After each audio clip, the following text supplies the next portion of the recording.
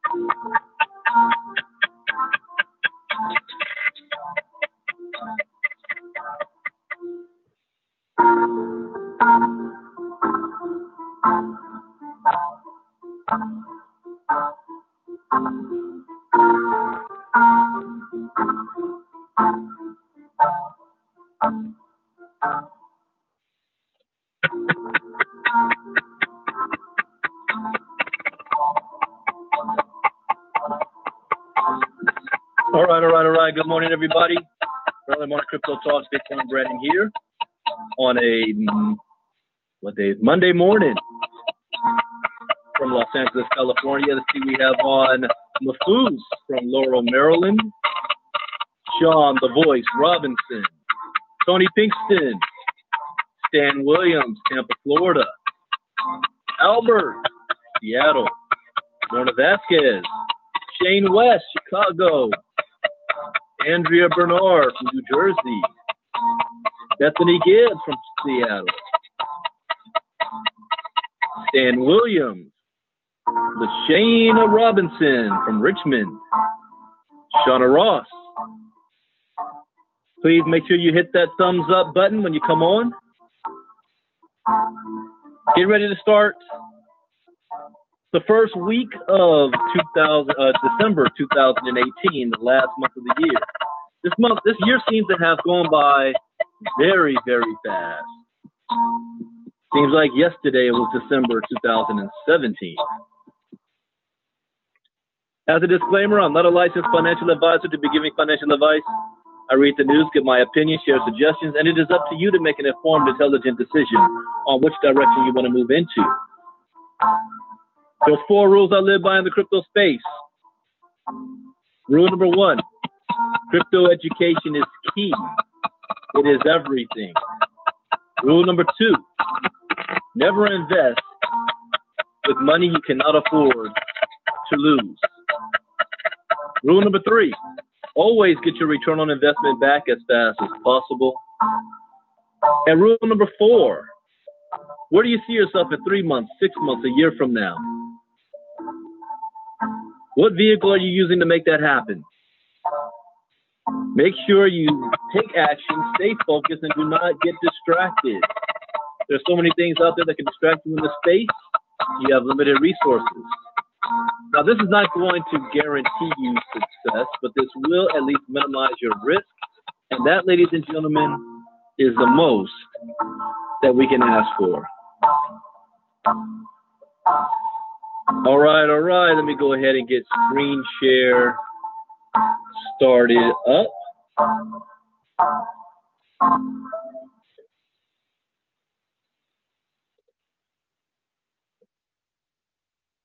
Share screen. We had a good weekend and getting ready for the new week.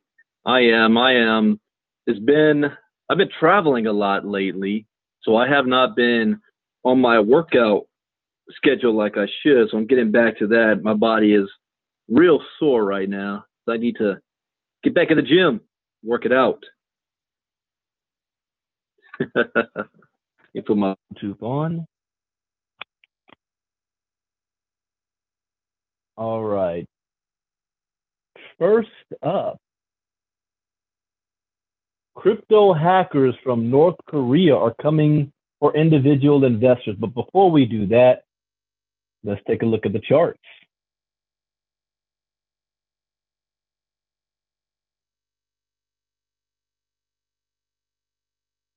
All right. What's the charts telling me? 125 billion. Oh, a lot of money left the market. What, 10 billion? Bitcoin dominance at 53.6%. Yeah, so money has left the market. Let's see here. Yep, everything's in the red. Let me do a refresh.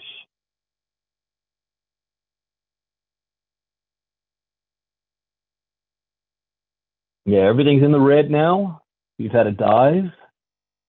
6.61% negative for Bitcoin, Ripple, Ethereum, Stellar, Bitcoin Cash. EOS is down 11%. They are all down. Looks like USD coin is starting to make a rise as being that coin to use as a stable coin rather than Tether. Let's see the best performers. Decentraland, Mithril, Golem, Factum, USD coin. Mostly the market's in a decline right now. What about worst performers? Centrality, Zcoin, EOS at 11%. Ontology, Omize Go, Bytecoin, Zcash, Neo, Verge. So the entire market is taking a hit. Let's take a closer look.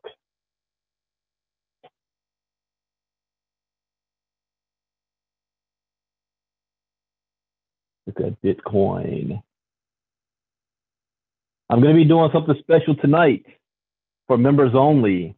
I'm going to actually trade some coins from one coin into Tether just to show you guys how it's done. And then if it still allows, I'm actually going to take that and then buy Bitcoin. And you're going to see why I'm going to do it, because I'm going to start back up my day trading again. But I'm going to be using a different strategy this time. So I'm going to share a little bit of that tonight, as well as lesson number 2 on what is the blockchain from Bitcoin 101. But you have to be a paid member of KGX to get that. It's going to be on our private KGX group tonight. And that's at 9 p.m. Eastern, 6 p.m. Pacific. So we're actually going to do some trading of coins live, and we're going to learn about what the blockchain is. Now, why is this thing still moving so slow for me? But last price, 3,889. 24-hour low, 38.25. 24-hour high, 42.45. We'll come back to this chart, let it load up. Of course, everything froze on me. So pass the word to everybody on your team that they want to plug in tonight. It's one thing to watch our regular 45 videos in our training section, but it's another when you're able to get hands-on through it, because I can only, go over so much on a recorded video. But when I do it live, I can expand, I can make comments, I can pause and stop. You guys can ask questions. Makes it a little bit more interactive. So that's going to be in our private KGX group, 9 p.m. Eastern, 8 p.m. for those in Bougie land, and 6 p.m. Pacific tonight, KGX community group. All right, come on, system. My whole complete system just frees up on me. All I wanted to do was look at the exchange.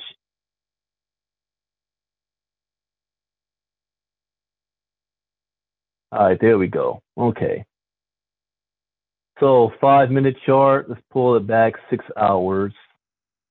See what we're looking at. It was squeezing for a while, and then it broke, and it broke on the downward tip for the last 24 hours. So here's what happened the last 24 hours. It was all good. It broke, went down, squeezed, broke, went down again. So we're seeing a trend here, a pattern. So 15 minutes. Do I see it stabling off? Not really. I don't think it's hit the bottom just yet. But the last price, 38.88, 24-hour low, 38.25. Let's look at the buy-sell orders that's going on. Is that whale still out there? 50 Bitcoin, almost $200,000 on a sell order. What about on the buying side? Yep, I think that's a bot. This bot is still active, making money. Their sell order is at 39.14. Buy order, he's already passed that. So here's what he's doing. When this gets back up to 39.14, he's going to sell almost $200,000 worth of Bitcoin. When it gets to 38.56, he's going to buy almost $200,000 worth of Bitcoin. 38.56. Those little margins represent thousands of dollars. Thousands of dollars. Oh, yes. I need to remember at 8:30 p.m. Eastern time tonight, we're going to have a special call, Sean the Voice Robinson, with a powerful testimony with Bethany Gibbs. That's going to be before the training call tonight. So that's going to be at 8:30 p.m. tonight. Hey, Sean, if you can, post that number in the chat box, the telephone number for that. So that will be tonight. And if you did, I'm going to have to, let me know when you do. I'm going to have to approve it. All right, so let's look at the article. Crypto hackers from North Korea are coming for individual investors.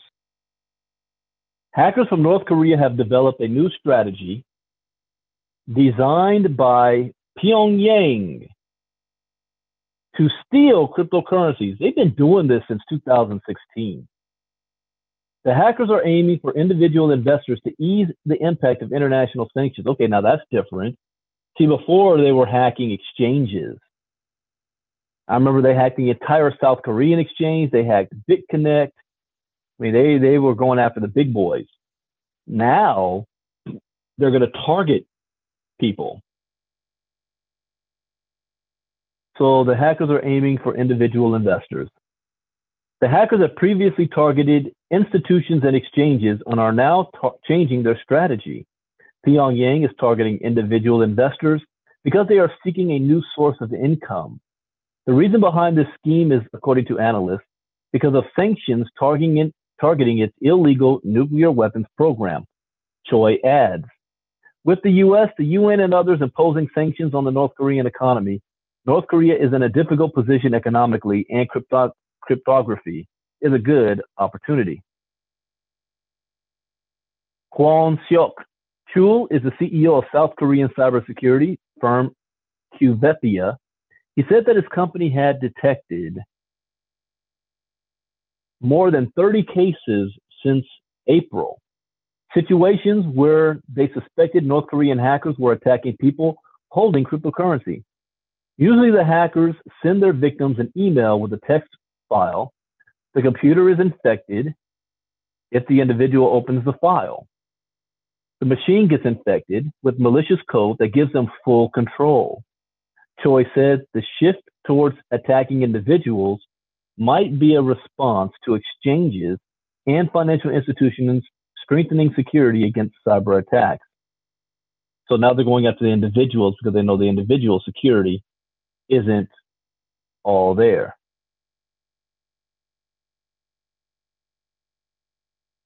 Even though some wallets are supposed to be unhackable, like McAfee's hardware wallet, hacks still occur on a regular basis. Like McAfee's hardware wallet, cryptocurrencies have become a lucrative commodity for cyber thieves across the world. According to an investigation made by Reuters, exchanges have lost over $6 billion worth of Bitcoin since 2011. Good morning, Mr. Stewart. And Mr. Stewart, I'll give you a call after this. I haven't forgotten about you. I've just been real busy. North Korea hackers are famous for taking hundreds of millions, a story covered by Toshi Times. Choi said that North Korea's new strategy initially aims for wealthier individuals. They believe that if they target CEOs of wealthy firms and heads of organizations more so than ordinary people, they're going to take advantage of billions of won in virtual currencies, he said. Since North Korean hackers previously targeted exchanges, it is possible that those attacks created the possibility for the hackers to target individuals. Luke McNamara is an analyst at California-based cybersecurity firm FireEye. He said the hackers behind these attacks could have gotten the information that allowed them to target individual cryptocurrency users. It's possible from previous intrusions, they've been able to collect information related to the email addresses, usernames of the people using these exchanges, he said. All right. North Korea is hacking. Make sure you guys are protected, although you're not the CEOs of the companies yet, but it's good to be in good practice anyway. Jay Clayton outlines obstacles to crypto ETFs, market surveillance, and custody main barriers. You know who Jay Clayton is, right? He's the man in charge of the SEC. So let's put this in the chat box.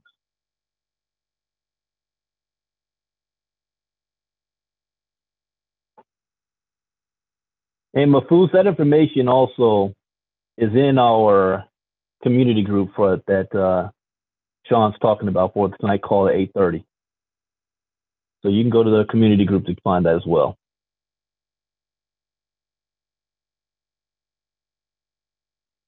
So Jay Clayton outlines obstacles to crypto ETFs. Those watching the cryptocurrency markets will know that the CoinDesk Consensus Invest conference has drawn speakers from many different fields. The chairman of the U.S. SEC, Jay Clayton, spoke at the event on the subject of ETFs. Observers generally consider cryptocurrency ETFs or cryptocurrency exchange-traded funds to be an important step towards the institutionalization of cryptocurrencies. Moreover, several crypto ETFs have been rejected during 2018, leaving many to wonder when the first one will be approved. One of the most important agencies for an approved cryptocurrency-based exchange-traded fund is the SEC. It is therefore quite notable that its chairman, Jay Clayton, attended Consensus Invest to speak on the matter. Clayton noted that one of the fundamental prerequisites for an improved cryptocurrency ETF would be better market surveillance.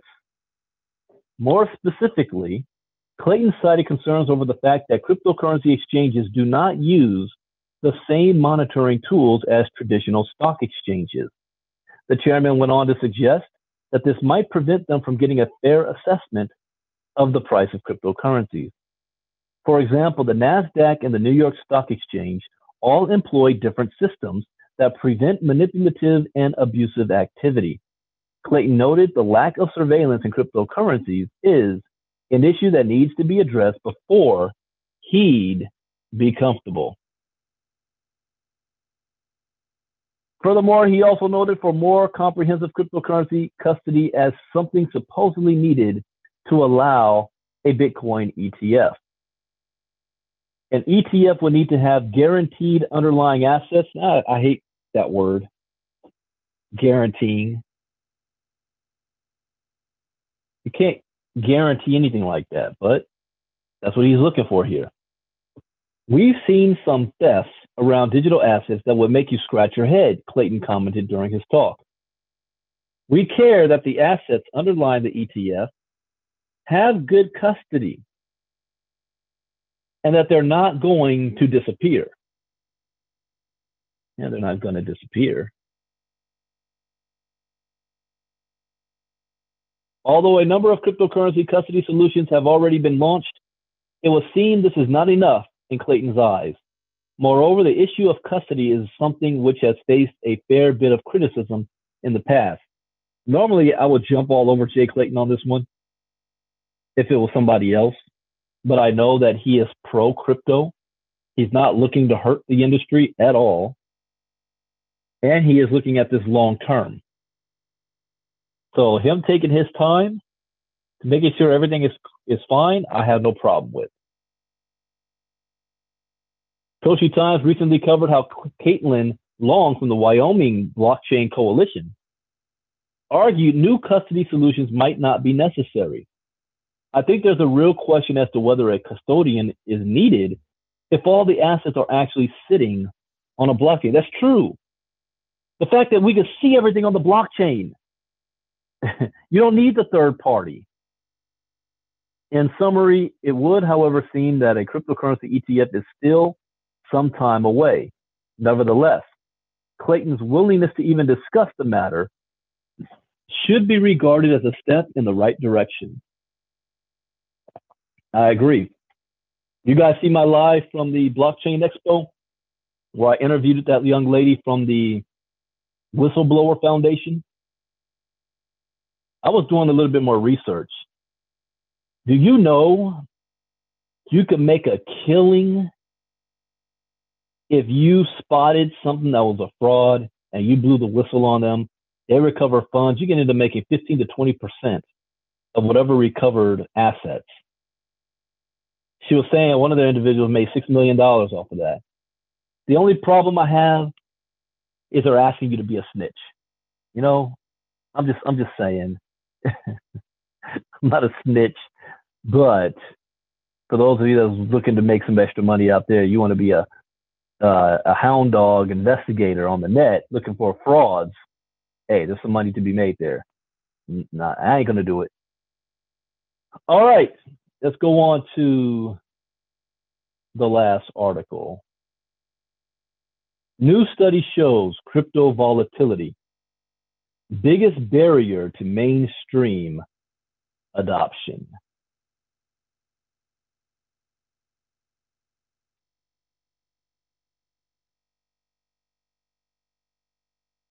Okay, let's see.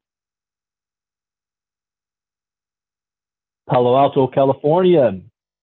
Meter, a high-performance, decentralized, stable cryptocurrency linked to the global average competitive cost of electricity. What? Today shared the results of a new study that reveals volatility is cryptocurrency's most pressing issue hindering mass adoption. Meter, a high-performance, decentralized, stable. So it's a stable coin? I haven't heard of this. Let me see. No. Meter. I don't see them on CoinMarketCap. Okay, we're going to learn something new here. Open link, a new tab. I actually want to see what is this. Meter.io. Blockchain for a better decentralized currency. Okay. Money should have the function of a standard of measurement, and thus it should become comparable to the watt or the hour or a degree of temperature. This standard, as a basis of the standardization of the value of the international money unit, would remove the political roles of the grand partners. What's he talking about here? So they are coming up with a new measurement of the crypto called the meter. No oracles, uncensorable, stable value. Huh. A hybrid consensus combines the benefits of proof of work and proof of stake. Okay. How is Meter different from US? So it's a stable coin. Meter is not pegged to the US dollar. We believe that cryptocurrencies which are pegged to the USD always have a much better alternative, which is USD itself. The goal of Meter is to create a fully decentralized currency that is native to the crypto land and long-term stable in purchasing power to foster a sustainable decentralized financial system. So what is it? What are you pegging it to? It has the potential to be a universal global currency. Meter may be thought of as a token for an amount of electricity consumed by a miner. We are aiming to have 1 meter equals 10 kilowatts. Interesting, especially since we're doing green. Meter. How does Meter ensure 1 meter? Okay, the Meter team. Yeah. I didn't even see them at the Blockchain Expo. Their roadmap, they came out in November 2017. White paper in March 2018. I need to read their white paper. Oh, they're not even on mainnet yet. So those of you guys that are into green and you're wondering where we are with green and the green wallet, for the last 3 months we were here. Test alpha, test beta. Now we're on right here. This is where green is right now. Official mainnet. Once it goes through the mainnet, then it will hit your wallet. This is where it's all being recorded on the blockchain, that the coins can move around. This is also the most dangerous point for hackers, because once it goes through here, it's recorded, it's done, it can't be changed. And once it starts to get dispersed, hackers are able to, or they figure out how to reroute the coins coming off the mainnet into their own wallets. This is the biggest security risk right here. This is where green is right now. This Meter coin ain't even going to be here until June. But I am going to bookmark this because crypto investments. Me personally, I'm going to invest in this sucker. They're doing something that's never been done before as far as a stable coin, first of its kind. So yeah, it's going to, just off the hype alone, I'm going to make some money off of it. Whether or not they can succeed or not is another deal, but just the hype alone. All right, so now that I got that out of the way, let's go back to the article.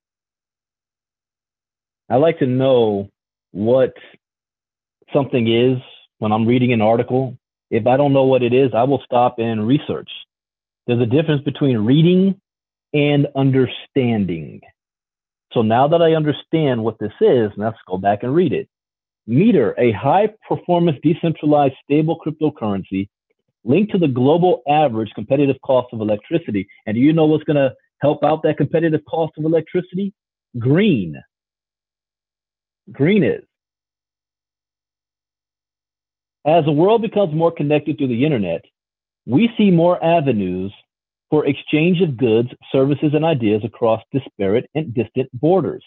Meter conducted a study of 1,000 U.S. consumers who were familiar with cryptocurrency to learn about opinions and concerns around the technology. Cryptocurrencies were created with the vision of being decentralized, streamlined units of value that can be used worldwide without manipulation. Today, evolving socioeconomic structures and financial systems fostered through the internet require a new global currency to create a healthy, decentralized financial system and provide worldwide financial inclusion. So what is this? Is this an article on the question or this company? Meter's survey found that almost 2/3 of respondents believe having one global currency would be beneficial to society. More than half believe one global currency would level the economic playing field for all countries. Why is that only half believe that? That's true. 75% believe it would eliminate political pressure to inflate or manipulate a currency to meet a single nation's needs. That is also true. And 65% think it would encourage trade and growth. It is all 100% true. It's just how many people actually believe it. Due to advancements in technology, society has shifted its spending tendencies, and the majority of people are using cash less and less. In fact, 86% of respondents make less than half of their purchases with cash. How many of you guys still use cash? You know, when I travel, I have cash on me, and that cash is just for emergency use, because I'll still use my card everywhere I go, even if I have cash on me. You just never know if you got to use a meter, or you got to pay a toll road, or you got to pay for parking. I remember when I was driving in Chicago, I didn't have cash on me, and freaking every time I turned around, there was another toll road. I'm like, are you kidding me? Really? That reminds me, I got charged on my rental car for some toll that I didn't realize we flipped on that toll thing. Anyways, nobody's using cash anymore. With an overwhelming majority primarily using electronic forms of payment, it's no wonder using a cryptocurrency doesn't seem so far-fetched. Over 90% of respondents would use a cryptocurrency that is stable and accepted as a form of payment almost everywhere. However, enthusiasts and skeptics alike agree volatility is the biggest issue surrounding cryptocurrency, and it shouldn't be. You know why? The big boys don't care about the price of Bitcoin. Has no effect on how Bitcoin actually works. No effect on it. Just by asking that question, you see what people's primary motive is in the Bitcoin space. Not to use day-to-day transactions. They want to use it as a store of value, like gold, to create wealth just by holding the coin. And that's not wrong. I'm not saying that's wrong. I'm saying if you ever want to understand how something works, it's not up to the person who created it. It's how people decide to use it. You guys understand the difference? You know, the creator of something could have created it to do one thing, but the people have found out another reason for it. Most of the biggest inventors out there, their inventions that they became famous for wasn't something that they were shooting for. It wasn't even on their radar screen. They stumbled upon something, people liked it, and they ran with it. Anyways, of those who own cryptocurrencies, 60% cited volatility as the most inconvenient aspect of using cryptocurrency. Given today's political climate, an undertone of distrust with today's institutions was also apparent, as 72% of all respondents would prefer to use a stable cryptocurrency that could not be manipulated by governments or banks. That's true. Just over 1/3 of respondents are satisfied with the U.S. government. Really? I don't care if you're a Republican or a Democrat. You're satisfied with the U.S. government? And less than 1/4 believe it is ethical. I can believe that. Governments have typically controlled currencies, but it seems we are moving away from traditional institutions to decentralized models. That's true. Although cryptocurrencies have garnered much hype, none exist today that function as a true currency. For example, measuring values with Bitcoin is like using a ruler made from a rubber band. Its value or length stretches and contracts based on supply and demand. That's true. The digital age calls for a stable unit of account that cannot be manipulated by any one party. I just had an aha moment in my head right now. Because since I believe that Bitcoin is not going to be that one world currency, I think it will be that one world's digital gold that nobody will want to sell. What if, to be able to control volatility, what if it becomes one of the stable coins? What if, for example, it becomes that meter where it's not pegged to any one nation's currency, like the tether to the USD, the euro, whatever, is tethered to the euro, the yen. There's a stable coin coming out tied to the yen. What if meter has the right idea? You come out with a stable coin that's pegged to something that's universal. the U.S. dollar, the Canadian dollar, the euro, the pound, the yen, the naira, none of that's universal. The closest is the U.S. dollar, and that can collapse at any moment.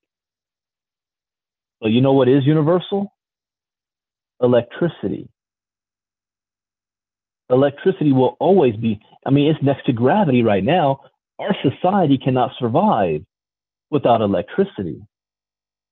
So if you peg a coin to the value of electricity and technologies around to stabilize the value of electricity worldwide,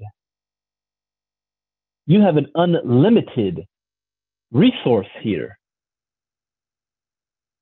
that the meter coin does not have to reach $1,000, $10,000 a coin. It can stay at 1-to-1 with electricity. I'm getting more and more excited about this meter thing. I closed that out too quickly. Let me leave that open so it will stay in my face. And I need to do some more research. All right. Sorry for that sidebar. This is why I like reading these articles, guys. I'm learning with you at the same time. I never read this article yet. I'm getting good ideas. These ideas turn into making money. I just gave myself a good idea. All right, other interesting facts include more than half have used them to purchase goods and services online. 46% had used cryptocurrency to purchase goods or services related to gaming. 35% have purchased gift cards, and 16% have purchased food. Surprisingly, red, 53%, blue, 61%, and swing states, 57%, all felt tepid in their belief of the U.S. government's ethicality. So about half the country believes the country is ethical. The other half believes it's corrupt as all hell. And that goes for every party. 82% of those who did not own any cryptocurrencies would like to own some in the future. Wow. 82% who did not own any would like to own some in the future. You want to know what's holding those 82% back? It ain't even it's volatile. It's that they don't understand. I bet you most of them don't even know how to buy Bitcoin. Yeah, they want to, but they don't even know where to get started, how to buy it. So in their mind, yeah, one day I'll go ahead and get it. I'll do it one day. I was visiting my mom yesterday, and I asked her, how's she doing with her crypto portfolio? Is she still putting it in? And she was like, oh, well, I forgot my Coinbase password, and, I'll come back to it. I'll just wait till you come over again. Well, when did you do that? 3 months ago. 3 months ago? You didn't say nothing to me 3 months ago. But again, if people feel confused, they do nothing. That's why KGX is here. And not just here giving you basic training, 2 + 2 = 4. We want to hold your hand, walk you through it. I'm doing that tonight. So as I end this article, we got 2 things happening tonight. 8:30 p.m. Eastern. And that's at 5:30 p.m. Pacific. That is 7:30 p.m. Bouger time. We are having a private call. Well, it's not private, but an interview, testimonial with Bethany Gibbs, Sean the Voice Robinson. And he posted that number in the chat box, and I am looking for it here too. Oh, here we go. I'll repost it just in case anybody forgot.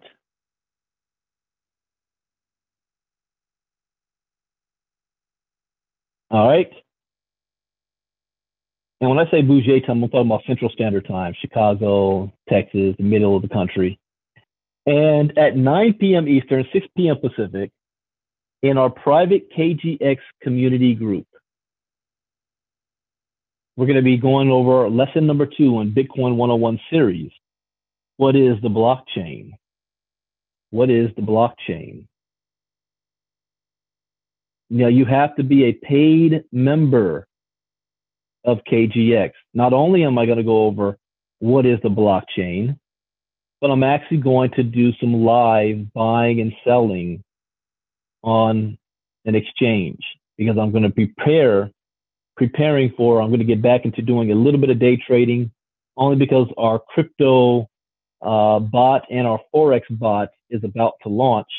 So I want to get myself back in the game again so I can see what the bot is doing and learn from it as well. And I saw a new strategy that really caught my attention the other day. When I'm looking at these buy and sell orders, I think I figured out a little pattern, and I want to put it to use. I'm going to start with just a couple $100, and then I'm going to scale up. And my goal, I want to get to 10, 20, 30,000 plus in here, so that when you do trades, they matter. How would you like to be pulling $500 to $1,000 a day? Let me say that again. $500 to $1,000 a day, trading in your own account on your own money without even needing to use the bot, because you learned a certain skill set. I'm looking at it happening right now. This is $192,000 is being played on both sides. And people who don't understand or know what they're doing don't even realize they're being manipulated by the same individual. He's got the same buy and sell orders in at different amounts. This buy order he's got at 38.56, and then he's got a sell order at 39.26. He's making these micro trades and he's making a killing on it. But I think it's a bot that's doing this, because it's adapting to, unless this dude is sitting in front of his computer, or I could say it could be a gal, is sitting in front of the computer screen 24/7 monitoring this change, then it's a bot that's doing it automatically and adjusting to the changes. I want to get to that point. I'm pulling $500 to $1,000 a day off my own money by learning a quick little skill set. And I'm going to start putting it to practice. I've known about it before, but I've never actually did it. So I'm going to start doing it myself. So I'm going to show that tonight as well. So anyways, guys, hope you learned something new. As always, that's the point I did today. Everybody have a great afternoon. We will be back there's no late night crypto talk tonight because it's going to be in our private group. There is no leadership call update with the company because we just did it last Thursday. So instead, we got 2 calls. We've got an interview with Bethany Gibbs, and we've got our training in a private KGX group. If you are not a member of KGX, get back to whoever is showing you this live. Shoot me a message, Bitcoin Brandon. We will get you set up so that you are set up for 2019 to have success. You have to start with education. Everybody, oh, give me the bot, give me the phones, give me the ATMs, give me this, give me the green machines, and you don't even know how to move money from one wallet to another. You don't know how to even sell the coins you're even holding because you've never done it before. You got to know the basics. That's what KGX is here for. This year's not out over yet. Some of you guys can still earn $10,000, $15,000, $20,000 this month. What are you waiting for? Many of you are sitting on $50,000 and more in your organization. All you got to do is build the other side. It blows my mind. I mean, I just don't understand it. I wouldn't be able, if I knew there's like 50 grand sitting there that I didn't have to work for, somebody else did the work, and all I got to do is do the other side, I would not sleep. I have never in my entire career ever been in a position to benefit from what somebody else has done. I've always been the one to do it for everybody else. I wish I had that position. So it blows my mind when I see others sitting there like that. I'm like, really? I mean, I'm not saying I don't know why people are broke, but really? I wouldn't sleep without making it happen. Anyways, to each their own. Thank you, Mafoos. Hit that thumbs up button. We'll see you all this afternoon. God bless. Bye-bye.